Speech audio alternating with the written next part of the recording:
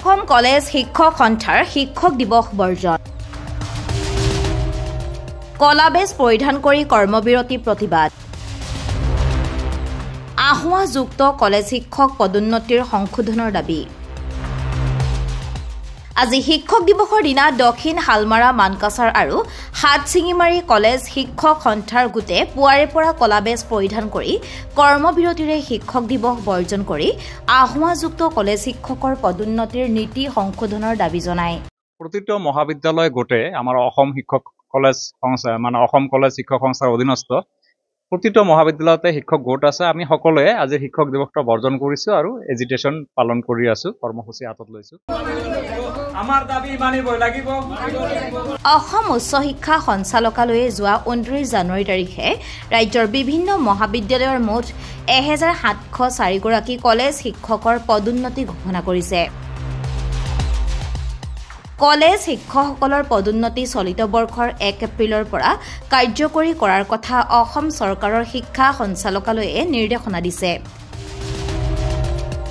এই নিৰ্দেশনাৰ পাছতে কলেজ শিক্ষক সন্থাই চৰকাৰৰ শিক্ষা বিভাগ আৰু উচ্চ শিক্ষা সঞ্চালকালয়ৰ বিৰুদ্ধে জাঙুৰ খাই উঠিছে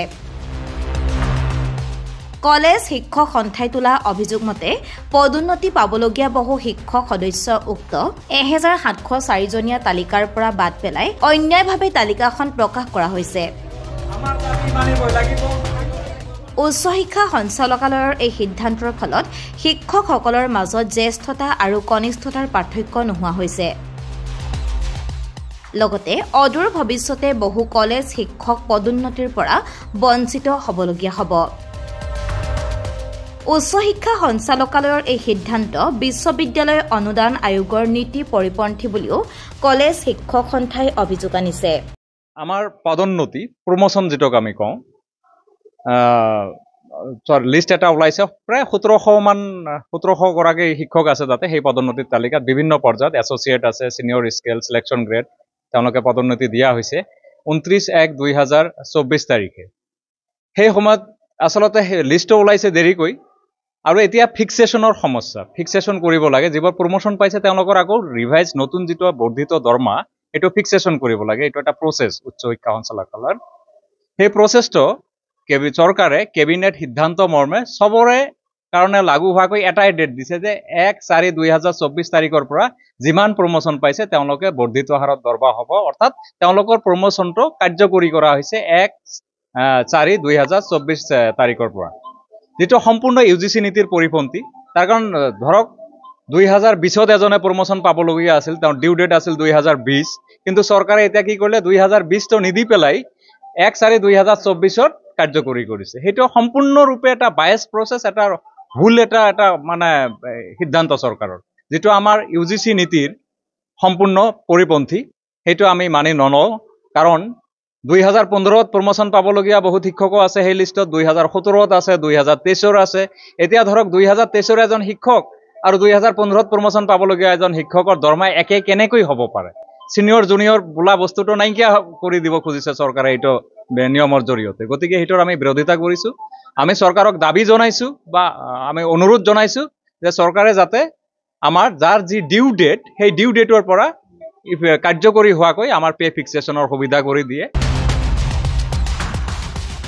ইউজিচিৰ নিয়ম সম্পূৰ্ণৰূপে ভংগ কৰি অসম চৰকাৰৰ উচ্চ শিক্ষা সঞ্চালকালয়ে নতুন নিয়ম কৰাত কলেজ শিক্ষকসকলৰ পদোন্নতি অতি জটিল হৈ পৰিব বুলি শিক্ষক দিৱস বৰ্জন কৰা কলেজ শিক্ষক সন্থাই দাবী কৰিছে